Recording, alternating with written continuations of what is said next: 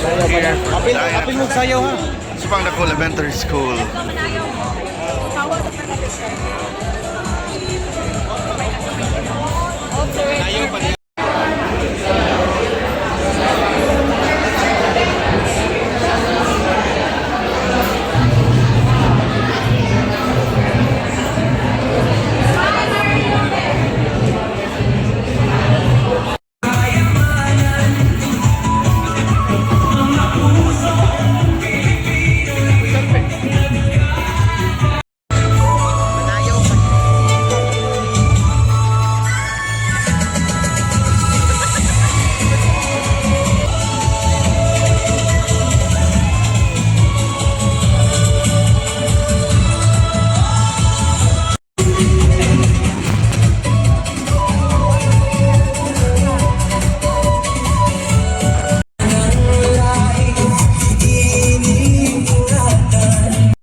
Let us celebrate this wonderful gift to the learners of Subang Dako Elementary School.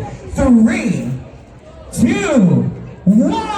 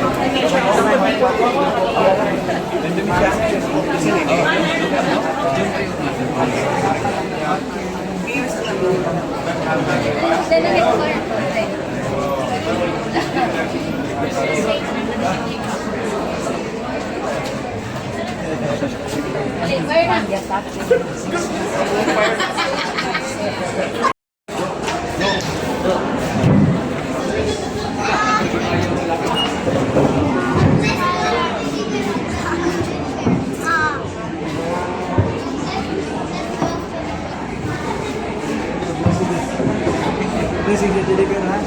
Kumpul na ka ng deliver.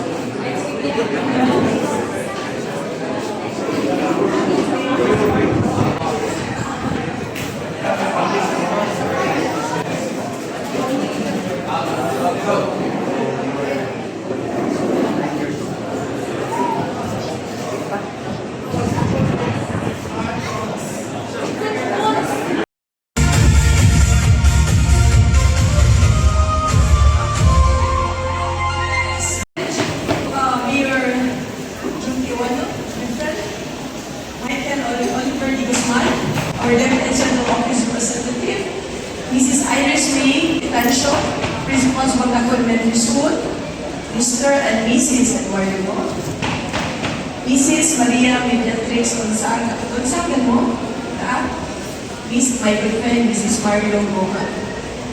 My fellow public servants, all the regional office personnel, RDR and ARD, school division officers, school division superintendents, and division personnel. Maayong buntag once again sa akong kanan. To our partners from Dynacas, deputy officials, teachers, parents, students, our friends from the media, and everyone gathered here today, thank you for being part of this meaningful celebration. Brigada Escuela reminds us that educating a child child is never the work of one person alone. It takes a community, it takes a village. It takes parents, teachers, government, private sectors, partners, and ordinary citizens coming together because we all believe that our children deserve the best possible future. Today, we also celebrate the turnover of this wonderful school building. I would like to express my heartfelt gratitude to the Dayagas and to the Mong family for your generosity and commitment to education. Sir Edward, ika nag-exam. Please give them a round of applause. I know that this building will be a place where dreams will grow, talents will be discovered, and future leaders will be shaped. Malay mo na a future governor na rin. And because we share the same commitment investing in our learners, I am pleased to announce that the province of Cebu will be pledging 5 million for the establishment of a speech laboratory. In this building, for the students' education, we invest in a better future for Cebu. Daghang salamat kung padayon ka sa pag-alagad alang sa ating kabatatunang Cebuano. Thank you very much. Thank you very much, Honorable Governor Pat Mari Cuatro. Once again, ladies and gentlemen, let's give her a round of applause. It was indeed a very inspiring and steadfast support for initiative that advanced the welfare of our learners and strengthen the cause of education. Sa atong mga generous donors, no, to the Ngo family, Sir Edward, Ma'am Maria, to Eric and Marilu, no, to Colin, kaninyong tanan, salamat jud kayo kay nagudako kita backlog no in terms of school buildings and classrooms diri sa city of Mandaue. So dako gyud kini tapang sa syudad, especially to our students in inyong contribution. Actually, I was here a few months back pag-turnover, pag-rehabilitate sa Skywalk. No, yan, isuod ko din ko ba ni Cap Mona o ni Ma'am Iris, ang utang po, kung sa man siyang bilingan din nationally siya, may nagpahimo, siya, dili mayor, ang Mo family mo nag-contribute ani kay si Sir Edward, nagdari na siguro kating basket sa una. Sir, no, yun when you started your business, tinigil, ikusus maayo, yung kayo, kapno ni Ma'am Iris kay Indo jud kayo kay pangutana sa media kanina mo to na late ko og saka ingon sila na pero sa tayo mo gisulti katong during one of the interviews earlier iko pinaka nindot na multi-purpose building sa tibuok syudad sa Mandaue. Ako yung nag-go, pwede pa sa tibuok probinsya. Taas-taas na kita ang benchmark sa ubang mga upcoming buildings siya.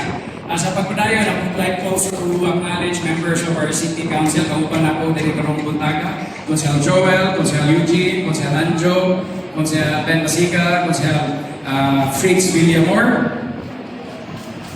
And also like to acknowledge ang atong director sa representing Secretary sa Niangara, Director Michael Oliver de Guzman. Sir, maraming salamat. Ang atong RD sa DepEd, si RD Arturo Oyokot, RD, atong School Division Superintendent Dr. Benito Dagata, atong mga School Divisions Superintendents, personnel from DepEd, atong Principal kini sa Sabadaco Elementary School, si Mrs. Iris Faith Itancio, ang atong inahan diri sa barangay sa Sabadaco, masutos ka muna, together with the Barangay Council, guest friends, family na diri karon. Kuyog nato, may buntag, kanatong tanan. Every year, Brigada Eskwela reminds us that education is not just the responsibility of our schools. It takes a whole community working together to give our children the best possible start. So today, I would like to thank Dynamic Castings, our donors, stakeholders, and all the volunteers who continue to support our schools. Your generosity and willingness to help make a real difference in the lives of our students. Pagbalik sa ako yung balik-balikon, daghan yung salamat kaninyo, special mention din ni Eric o ni Ate Karen, kay ang iyang sister, wife sa akong ikagaw ni Consel Anjo Igalina. To our teachers, thank you for always going above and beyond. We know that your work does not stop when classes end. And to our parents, thank you for being active partners in your children's education. As your mayor, I've always believed that one of the best investments we can make is in our young people. When we improve our schools, we invest in the future of Mandaue.